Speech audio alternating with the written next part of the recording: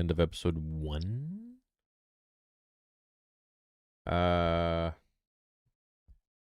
Just establishing the,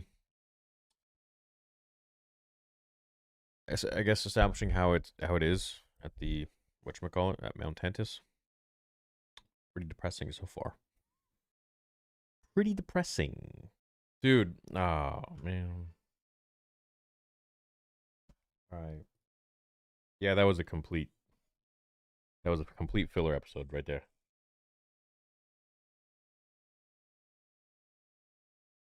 But at least we know we're gonna see Fat Mace again.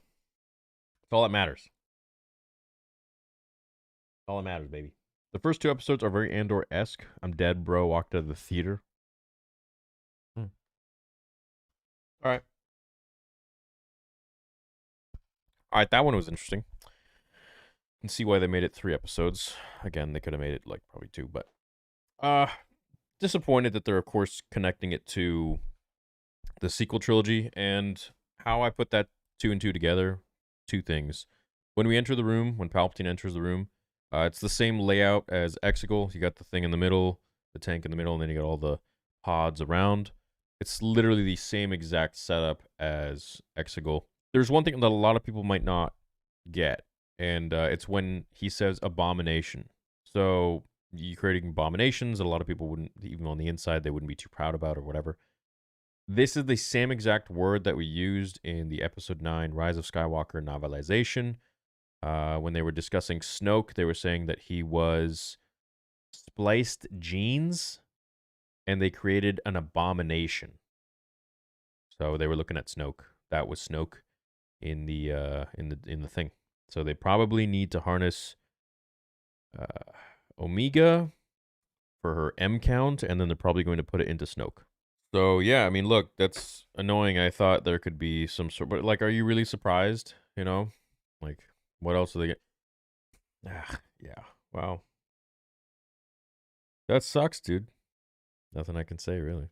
There's like a ton I think that they could do within this time period, 3 and 4, and you know, they don't have to tie it to the sequels because that's literally 50 years away, 55 years away. So, yeah. Lame. Don't like it. But let's see what happens. See what happens. Jesus Louises. They spent millions of dollars on the sequels.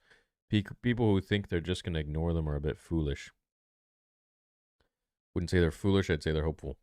Sometimes it's better to abandon crap than constantly trying to build upon the crap and playing within it. He will have the full resources of the Empire. Vader is going to kill the Bad Batch in the end.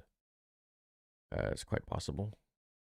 I've always felt Palpatine was a hypocrite with the rule of 2 because he never intended to ever die and let anyone else have his empire.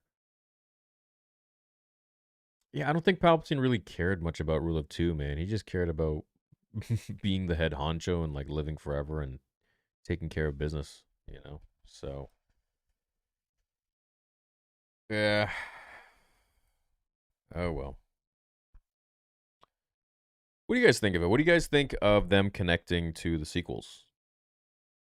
Spam 1 if you are against it. Spam 1 if you are for it. Spam 3 if you don't give a crap. I mean, hey, we're along for the ride either way, but spoiler, Vader kills Omega. Yeah. No, probably not. I can't see them killing Omega, dude. There's no way. I see a lot of 1s. I see a lot of 3s. Everyone is entitled to their opinion. Everyone's entitled to like what they like. If you like the sequels, all good. I'm glad you like them. I wish I was there with you. What up, Nick? Hopefully it doesn't go deep into the sequel stuff. Early predictions after seeing the first 3 episodes. Early predictions after seeing 3 episodes. Omega's force sensitive. This all leads to Exegol. Palpatine's Project Necromancer is about him surviving and cheating death by transferring his essence into another body. What they saw in the tank is Snoke. They said the word Palpatine said you're making an abomination. In the Rise of Skywalker novel, they said there's an abomination that is Snoke. He was spliced genes. They use gene splicing. and created an abomination. And so that's Snoke. Snoke is a bunch of different genes put together, and that's it. So it's going to connect into the sequels. I think now that, the Empire is going to have to go on a hunt. It's going to be like their first and foremost thing to go and find Omega, because she's a good host for Palpatine, I suppose. And then they won't be able to find her, so they'll probably send Vader or maybe a bounty hunter, maybe Boba Fett, maybe Cad Bane after her. Probably going to send every bounty hunter they can, as well as Vader. So it'll be interesting to see for sure, but not a huge fan of how they're connecting it to the sequel trilogy. And I know a lot of people aren't a fan of that either. If you are a fan of that, hey, I wish I was there with you, man. That'd be cool. It's not about Snoke, it's about Palpatine's quest for eternal life. Saying it's about Snoke and the sequels trilogy is missing the forest for the trees. No, it's always been about Palpatine wanting eternal life, but how is he going to do it? And literally, if it's Snoke, then I mean, what more do you want? Sequels, right there. Omega is not force sensitive. She's compatible with the M count. They can make force sensitive clones from her by cloning her with M's in the clone. She's compatible with the M count? No, that means she can have a lot of midichlorians. It means that if she trained or whatever, that's how I perceive it. We'll get better. We still have Shaquilla Windu. All will die, and Omega will stay with the new kids, most likely. Of course, they used Filoni to clean the sequel mess. He gave life to the Clone Wars. Now they hope he's going to save this. I like the idea of what they're doing. Sequels ruined it, however. Delete sequels, use this, and build on it differently. Then maybe it works. It seems most Star Wars content has been trying to fix the issues of The Last Thing. This is Dave's attempt to fix the sequels, and I don't know how I feel about it. Regardless how you feel about Dave Filoni, he will create a better sequel trilogy than what the other two guys did, hands down. Okay, but the problem is that he's not creating what he wants from scratch. He's creating it from the building blocks of what he's trying to build it to. You know what I mean? So it's like it's difficult in that sense, because he's like doing a prequel now to the sequels. It's difficult, and I definitely empathize with this situation.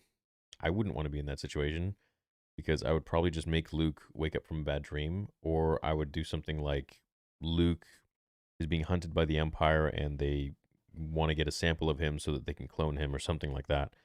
I just think they really got to just focus on a different time period right now. As interesting as I find it, Palpatine's Project Necromancer, which is something he's always wanted to do, we know where it goes, and that's just for me, like, dude, I'd rather not, but we don't have an option. We don't have a choice. We got to keep moving forwards, and we got to see what they come up with. Is Dave going to make it something really compelling, something really cool, something really interesting? Regardless of where it ends up, which is the shit, here could be potentially interesting. Maybe it's not Snoke, bro. Maybe this is like some other being. Maybe it's, I don't want to say Star Killer, but maybe it's something like that, where they create a young version and perhaps they free him or whatever. Who knows? I don't know what they're going to do. But there could be, it doesn't have to be as bleak as we maybe think.